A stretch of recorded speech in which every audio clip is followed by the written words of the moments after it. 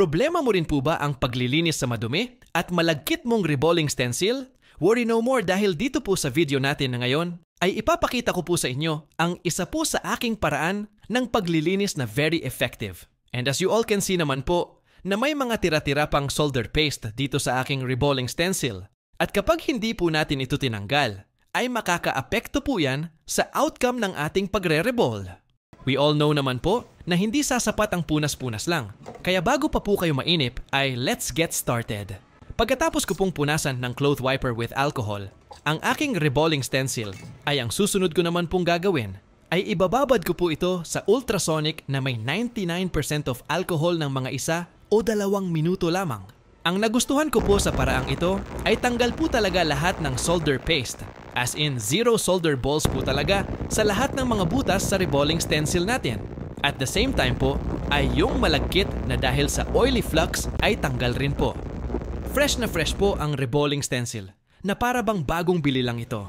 At kung mapapansin po ninyo sa loob ng ultrasonic ay meron pong mga namuong maliliit na dumi at yan po yung solder paste residue na galing sa mga butas ng ating reballing stencil na hindi kayang tanggalin ng punas-punas lang.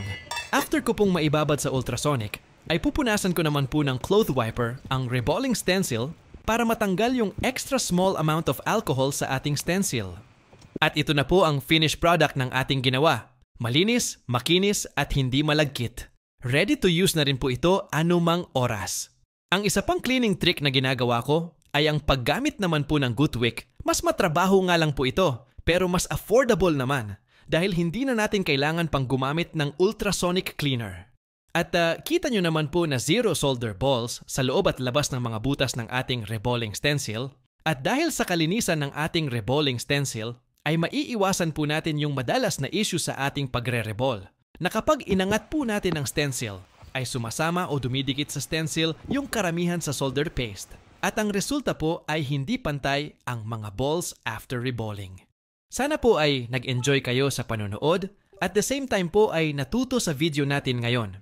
Ako nga po pala ang inyong lingkod Yuritech at your service. Antabayanan po ninyo ang mga susunod ko pa pong video na bukod sa kaaya-ayang panoorin ay kapupulutan pa po ng kaalaman. At para lagi po kayong updated sa mga susunod ko pang video, ay huwag niyo pong kalimutang i-follow ang ating Facebook page at YouTube channel. Hanggang sa muli po. Salamat!